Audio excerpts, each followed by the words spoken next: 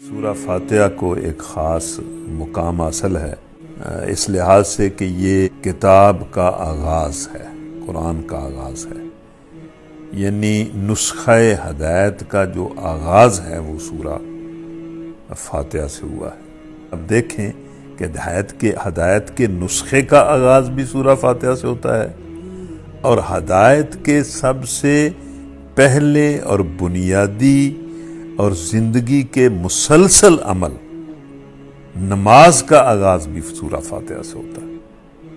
اور پھر نبی صلی اللہ علیہ وسلم نے فرمایا کہ یہ سورہ فاتحہ ام القرآن ہے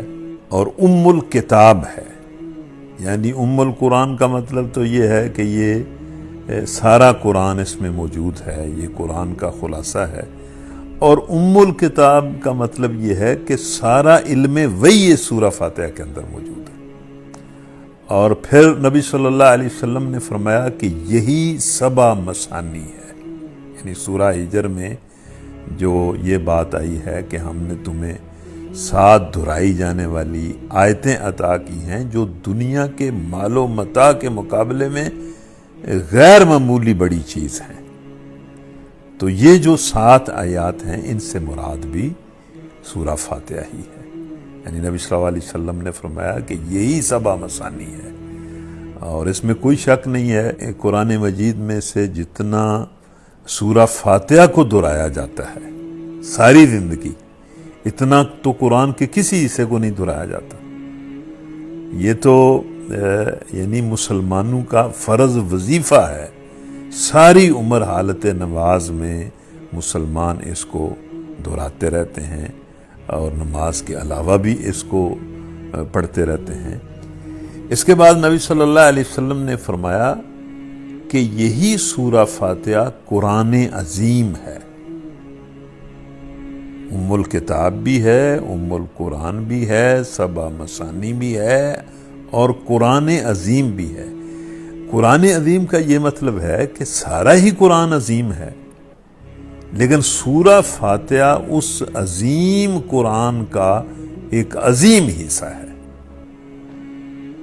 اس کو بطور خاص قرآن عظیم کہا گیا ہے۔ حضرت ابو ہریرہ سے یہ روایت ہے، امام ترمذی نے اس کو اپنی کتاب میں بیان کیا ہے کہ نبی صلی اللہ علیہ وسلم نے فرمایا کہ سورہ فاتحہ کی مثل کوئی چیز تورات میں بھی نہیں تھی، انجیل میں بھی نہیں تھی، زبور میں بھی نہیں تھی، اور قرآن میں بھی نہیں ہے۔ یعنی آپ الفاظ حدیث کے دیکھیں، خود قرآن میں بھی نہیں ہے۔ یعنی یہ علم وحی بے مثال علم ہے، لیکن اس پورے علم وحی میں سے سورہ فاتحہ بے مثال ہے۔ اس کے بعد سورہ ہجر میں جو آیت آتی ہے کہ ہم نے آپ کو 7 دہرائی جانے والی آیتیں عطا کی ہیں، اس کے ساتھ ہی اگلی آیت میں یہ فرمایا، اس لیے آپ ان لوگوں کے پاس جو دولت ہے اور جو جمال ہے اور جو دنیا کی چیزیں ہیں ان کی طرف آپ آنکھ اٹھا کر بھی نہ دیکھیں۔ اس کا مطلب یہ ہے کہ دنیا کا سارا مال و دولت اس سورہ فاتحہ کے مقابلے میں بالکل ہیچ ہے، اور اس کی کوئی حیثیت نہیں۔